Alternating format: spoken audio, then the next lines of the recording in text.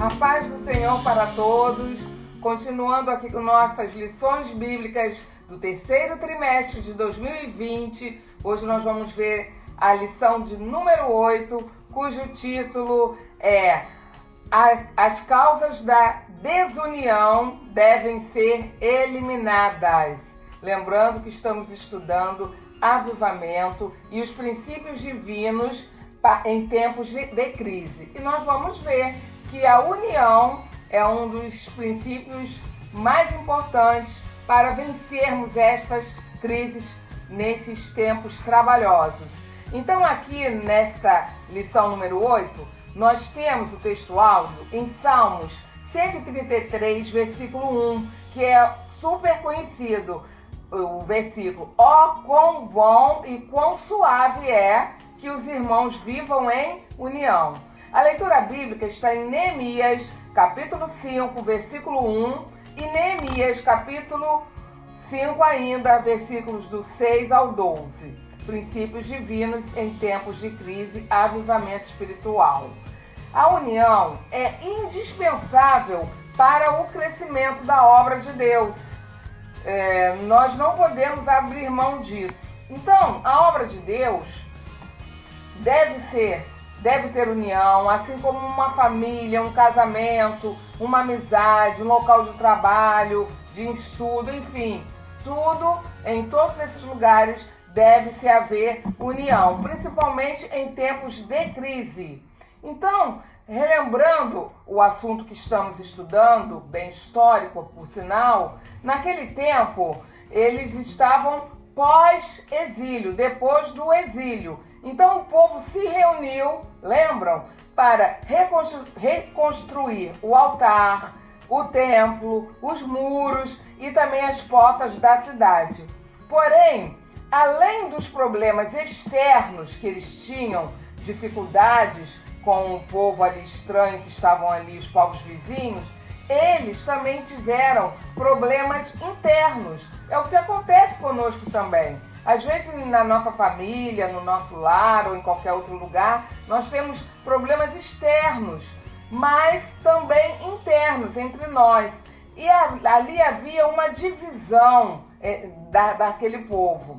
Apesar deles se unirem para fazer tantas obras necessárias, houve uma divisão, porque havia uma injustiça entre eles, uma injustiça social. Muitos não tinham o que comer, ou se sustentar, ou mesmo morar, porque o que trouxeram da Babilônia estava ali se acabando, porque eles continuavam a pagar tributos, a pagar impostos ao governo ali persa. Eles tinham que ainda pagar ali algumas taxas.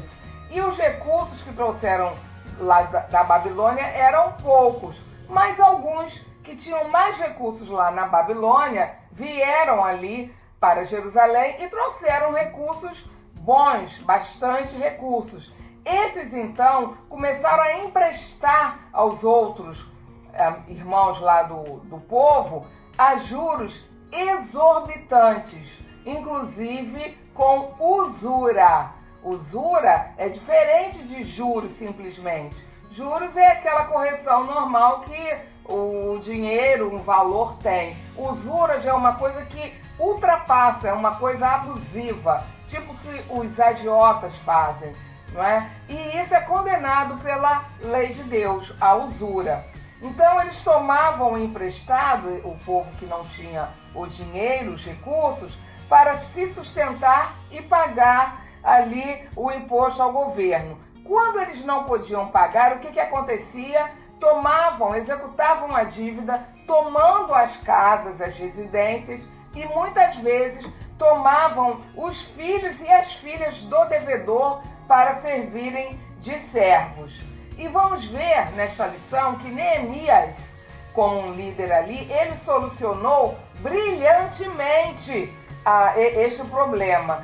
Então é uma lição espiritual que nós vamos ter, não é? Para o nosso crescimento, e foi também para o crescimento daquele povo ali. Então eles tinham muitas coisas que os uniam.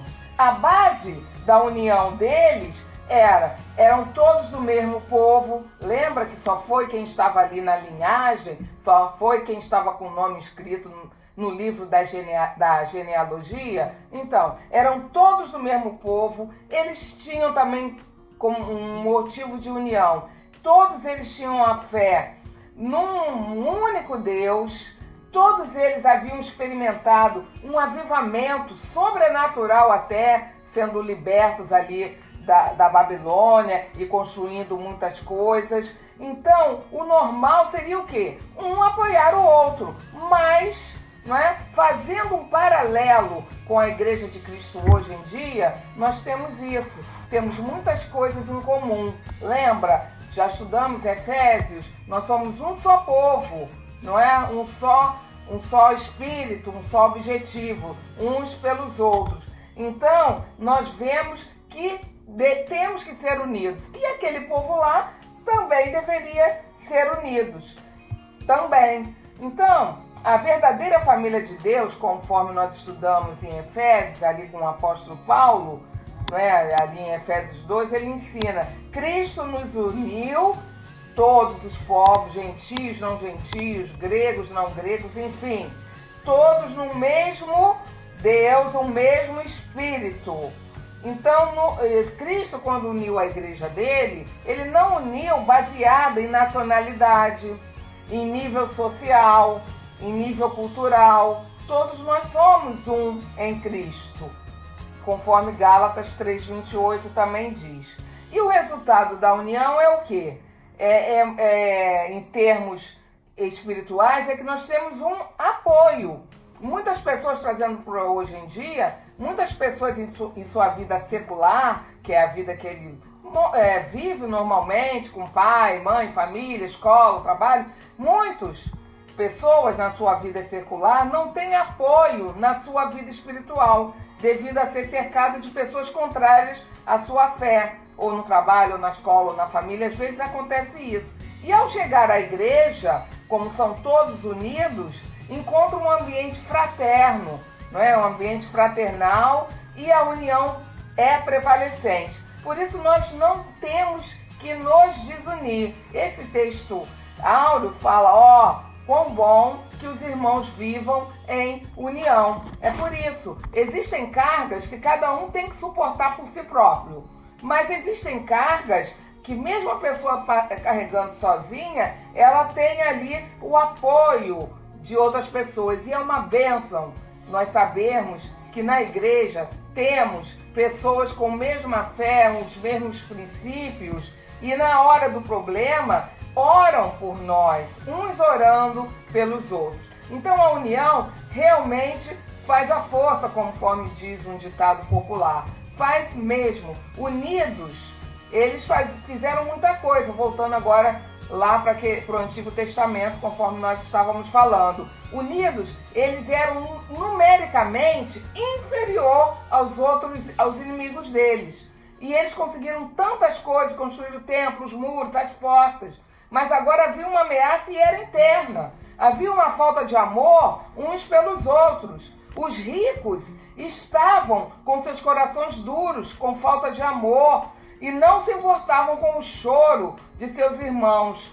Neemias se incomodou grandemente com aquilo. Ele reuniu o povo e confrontou essa injustiça. Ele fez uma proposta conciliadora. Ele próprio, Neemias, deu o exemplo, abrindo mão dos juros que ele havia emprestado dinheiro. Ele havia emprestado dinheiro para algumas pessoas do povo com juros, não com usura, que é aquela coisa exorbitante. Não, ele emprestou com juros normais. Mas mesmo assim, ele próprio deu o exemplo. Olha, vamos abrir mão, deixe isso para lá. O que você tinha a ganhar, não ganhe. Vamos unirmos para que todos possam pagar a sua dívida e todos vivam felizes. Ele foi um conciliador. Deixemos este ganho. Está ali em Neemias, livro de Neemias, capítulo 5, versículo 10. Podem ler. Deixemos esse ganho. Às vezes nós temos que deixar de ganhar algo para poder conciliar. Sejamos conciliadores. Cristo mesmo fala ali em Mateus 5, capítulo 5, versículo 9, palavras de Jesus. Bem-aventurados os pacificadores. Temos que ser pacificadores. A desunião representa uma obra da carne. Se nós formos ver em Gálatas 5, nós temos ali listados as obras da carne e as obras do Espírito. Então, desunião, não é uma obra da carne. Entristece o Espírito Santo, destrói a comunhão, né, e o amor. Vamos nos manter unidos. Essa lição mais uma lição para vermos como devemos agir em tempos de crise. Então está aqui o exemplo para nós, o princípio divino, a unidade, a união. A unidade observada na Igreja de Cristo formou um fenômeno social. Nós já lemos, nós já vimos isso, já estudamos isso.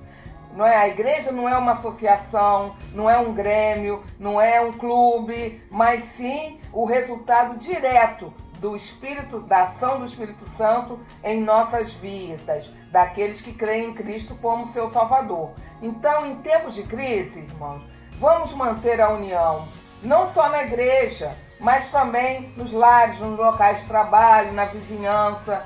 Este é a lição que temos hoje. União para vencermos tudo nesses tempos trabalhosos. E eu agradeço a oportunidade. Obrigada. A paz do Senhor.